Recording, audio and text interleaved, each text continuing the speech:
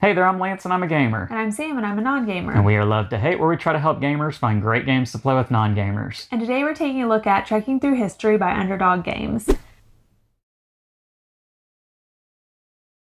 Trekking Through History is the third installment in Underdog Games' trekking games. First there was Trekking Through the National Parks and then Trekking the World.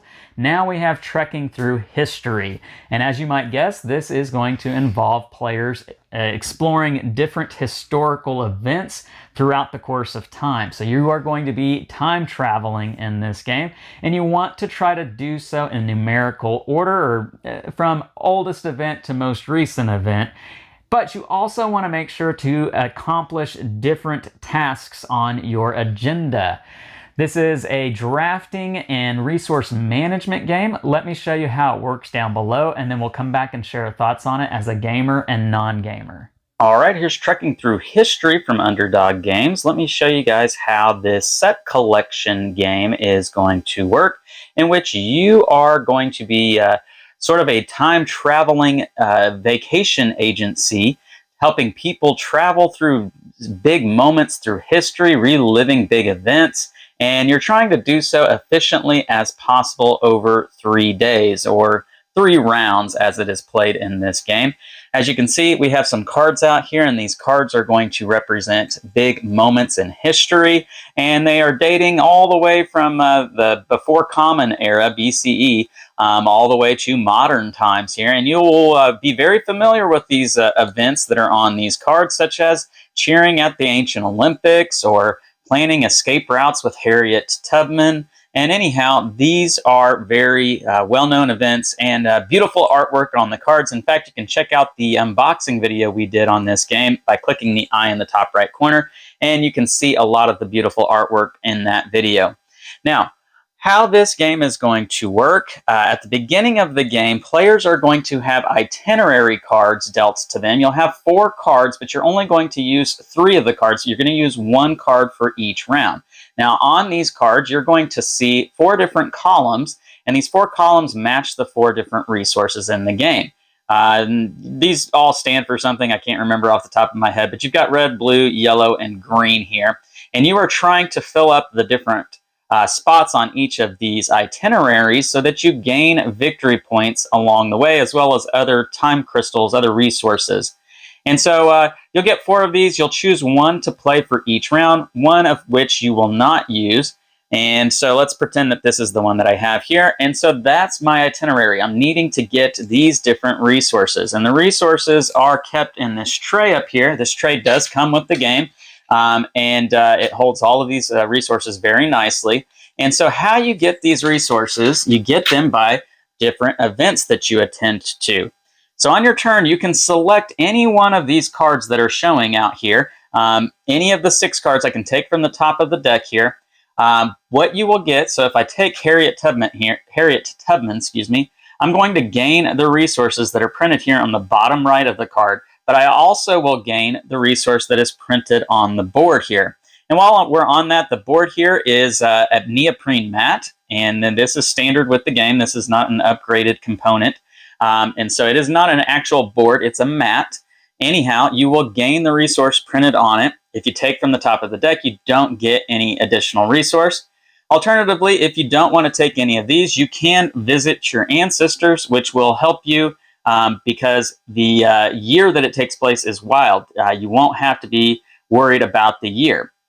And you will get a wild resource. The W down here stands for wild. Now, there's only a number of these out here that's dependent on the number of players in the game. So these are limited, and once they are all gone, you cannot visit your ancestors anymore. So resources are important because whatever resources I get, I am going to slot them in the topmost spot for each of those resources. And again, I'm trying to fill up these holes here. And when I do so, I get victory points and resources.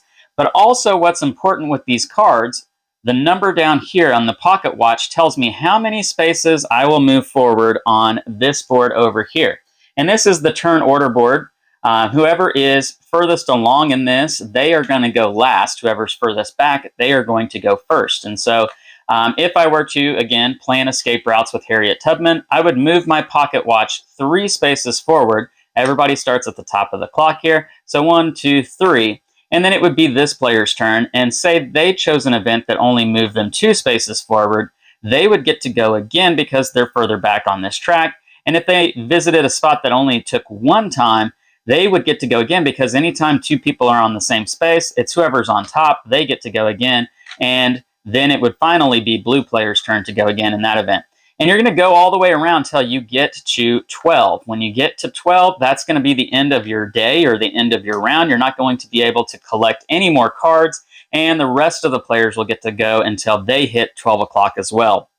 Now, not only is the pocket watch important, but the year is important as well, because you need to try to visit these events in chronological order, going from whatever happened the earliest to what's ever happened the most recent.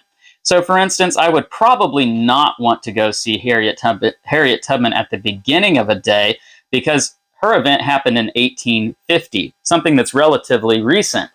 You do get this nice little handout here that shows you the years of all the cards in each of the days. And as you can see, 1850 is way down here. There's only 2 other events that happened in day 1. I'm going to want to visit something that happened up here because, again, I need to try to put these in chronological order. So maybe I cheer at the Olympics and then I go hit the books with Alexander the Great. Anyhow, if I can put these in chronological order, that's going to increase the points that I get for this stack at the end of the game.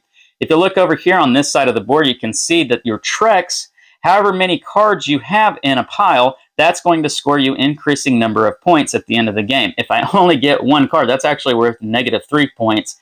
2 cards is worth nothing. I have to at least get 3 cards in chronological order to get points. Now, if I end up going to something that's out of chronological order, so say, for instance, I do visit Harriet Tubman, and then I try to come over here and command a pirate armada with Xingyi Zhao, sorry if I mispronounced that, then I would have to restart my order. This stack would pile up. I've got 4 cards in it. I cannot add any more cards to it, and then I would start a new stack with this card here.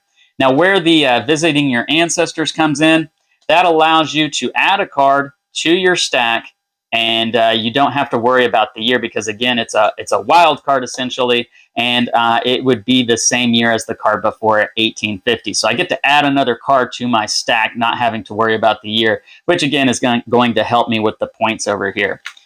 And that's pretty much the gist of what you're doing with these cards. Now you play again until you get to the 12 o'clock hour on this board over here. And if you are able to time this exactly right, if let's say I'm here on the 10 and I pick up a card that has 2 pocket watch on it, 2 time on it, I would go 1, 2, and I'm here on 12 o'clock.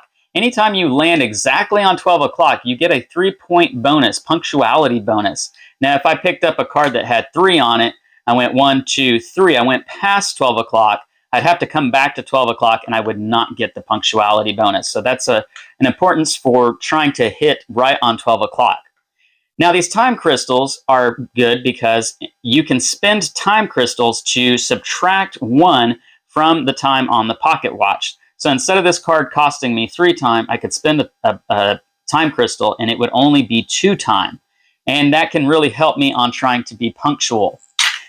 Now, again, you play 3 rounds. At the end of day 1, you're going to replace all of these cards with the deck, the day 2 deck with new sets of cards. And just because this is day 2 does not mean that these are events that happen later in time.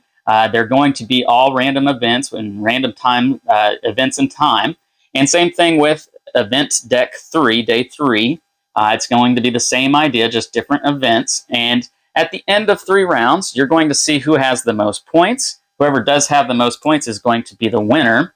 Now, I do also want to point out that there are a couple of other things here with this game. You do have an advanced module that you can add to this game, Time Warps. And essentially what this is going to do, you're going to put one of these out for each round, and it's going to be a special ability that each player can use, spending a number of hours or being able to do it time and time again. If it has the infinity symbol on it.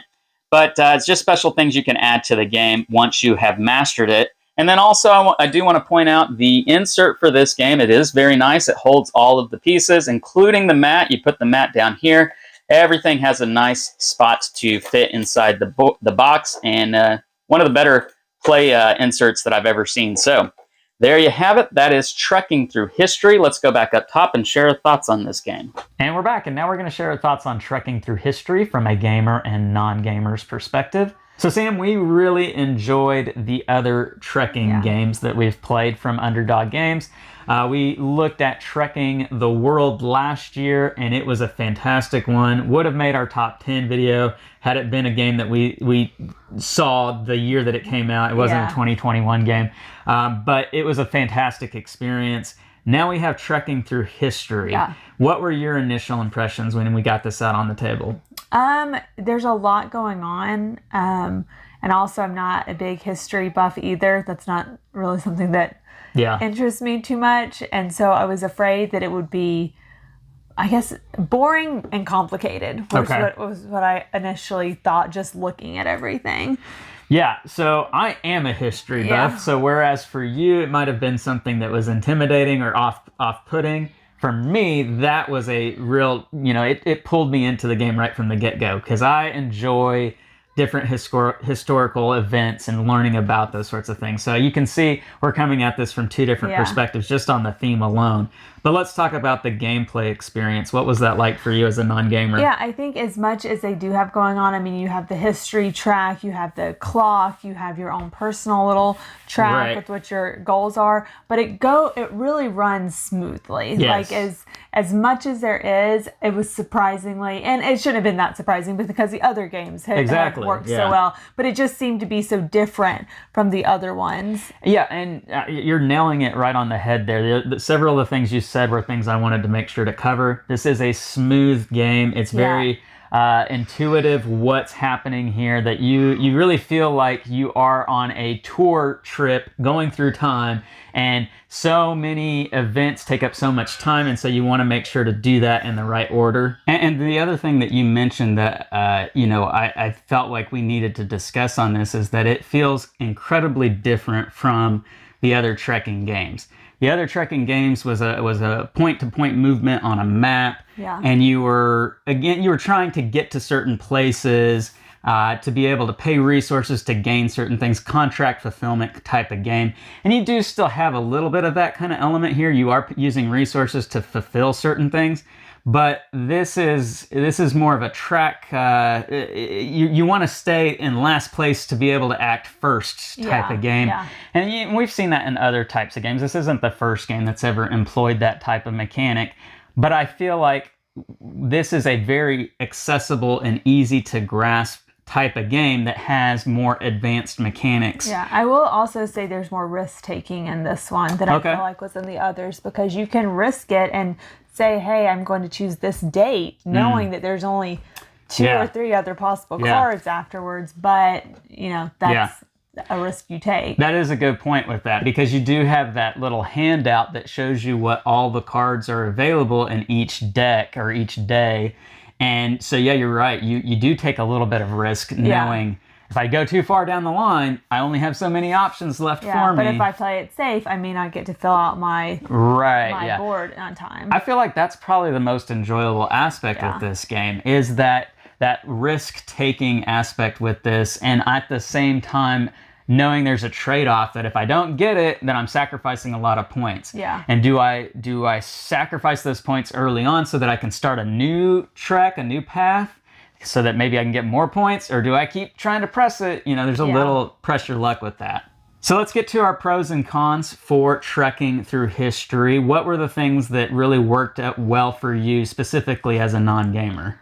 I mean, I really just think the whole game just works so smoothly for something that could be so complicated and choppy. It really just, it works well. The gameplay is just smooth and easy to understand, even for a non-gamer. I mean, I'm not, just because I've played the other games, the other trekking games, does not necessarily prepare you to play this one. Yeah. So it's not like I was going in with all this extra knowledge that another non-gamer might not have. I think it's a good game for a gamer and a non-gamer. I think it's challenging enough, but smooth enough that a non-gamer can understand it. Yeah, I'll agree with that 100%. And even as a gamer, I feel like it is still challenging enough that it keeps the gamer engaged and needing to focus and making sure you're making good choices to get the best outcome for yourself. Anything about it that doesn't work well with you being a non-gamer? I mean, I'm trying to think of something, but I can't really think of anything off the top of my head that really is a, red flag for me.